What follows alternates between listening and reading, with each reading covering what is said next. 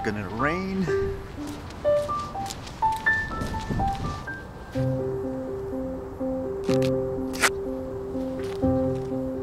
There was actually a person reporting missing here today, but apparently they were found afterwards. But just makes you wonder if sometimes you would potentially capture, I guess, evidence of that, of missing people just randomly flying just for fun, capturing scenery and all that. Apparently there was an earthquake that happened later in the evening yesterday, around kind of, I guess, it seems like it's closer to the Vancouver Island area. I didn't feel anything here, but as usual, everyone just says, the big one, when's the big one coming? With the new regulations and stuff coming, with the drone laws and stuff, I was just reading some articles that talked about how this will potentially affect businesses in cases like retailers, because for buying drones, for the most part, people buy them for the simplicity. Like you can just take it out of the box, fly it up, and start flying. But with new regulations and stuff like that, will people be less inclined to purchase those products because they don't want to go through all that exam and stuff like that, getting certified? Because the problem is there's no clear distinction between, say, someone flying it recreationally for fun, like something small, versus someone doing it commercially. It seems like everything is just bunched in together. So it makes a person like myself wonder, who came up with this stuff? Don't you review it, for example, before you release something to make sure it actually works in practicality, like for the majority of people, as well as properly like dividing the categories? So it made me think, because it's always about drone school, get training, ground training, drone school, like, even if it doesn't make sense for a person flying like in our backyard or something like that. So it made me think of this little segment I saw when the rules were first announced. They actually interviewed people who ran drone schools, and for the most part, from what I gather, they were saying like, oh yeah, like these are great, it'll keep you safe and all that, and it said they actually had input on it. This is the biggest thing to happen in the Canadian drone industry. Kate Klassen operates a drone school in Pitt Meadows and had a hand in the upcoming changes.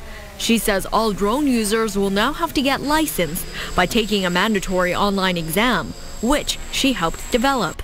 All of the pilots will have met a minimum knowledge requirement, so they will know where and when they can be operating. Because lots of drones have been caught flying in places they shouldn't, such as this time when the drone was doing twists and drops like a roller coaster. Managing risk effectively and keeping the skies safe for those in the air, but also for those on the ground. Like, I hope it's just taken a little bit out of like context when they say, yeah, like we had input with this, because technically you could say a person like me had input in the laws, like when I attended that session and stuff, but what they actually use, like who knows, like they could have just ignored everything and just rely like on a certain group of people, like to go with their opinions. But it makes me wonder, if drone schools were actually the creators, so to speak, of that exam in many ways, like with the way it's run, and they endorse it 100%, like what were you thinking when this was monstrosity, what did you want to call it, was published? Asking you questions that have absolutely no relations, like safety for people for their specific needs or anything like that.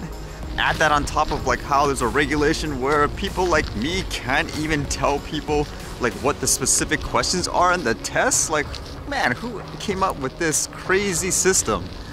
I mean, aside from the ridiculous questions that have no relevance to people, which is already a barrier if someone just wants to fly it for fun, there's a matter of the cost too. Now this will be only for the advanced people to my knowledge, but you will have to go in for some in-flight review. Like if you want to pass a driving test, that's how they kind of compare it to. So you have to go into one of these schools, I guess, and do a flight.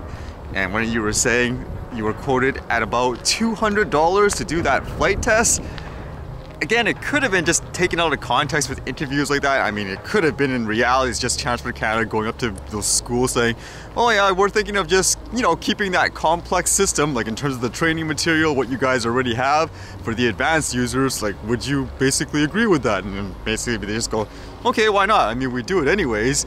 But if it's more along the lines of like a lot of these drone schools, these operators had direct input where they looked at the questions, for example, and said, yes, this makes sense, like for a basic operator and so forth.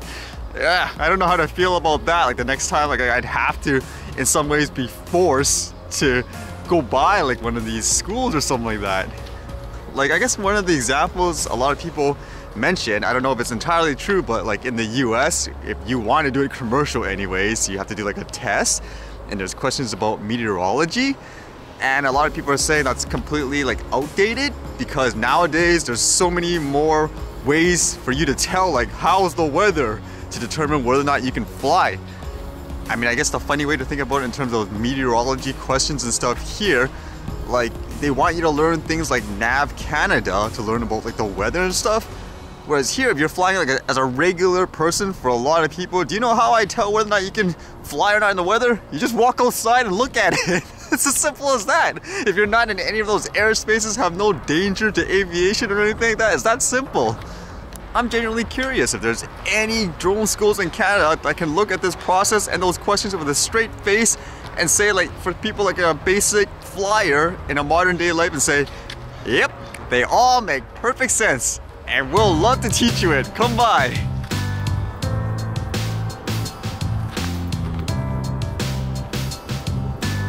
Why are all the geese here? I guess that explains it.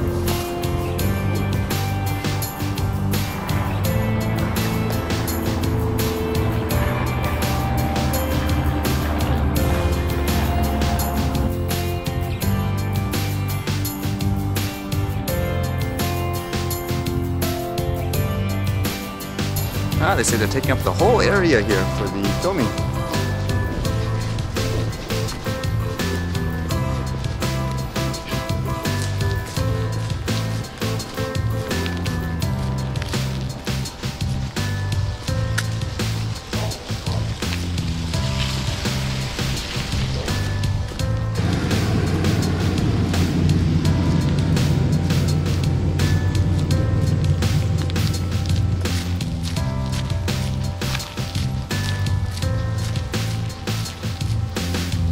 Pretty much the only time I can show you guys stuff like that.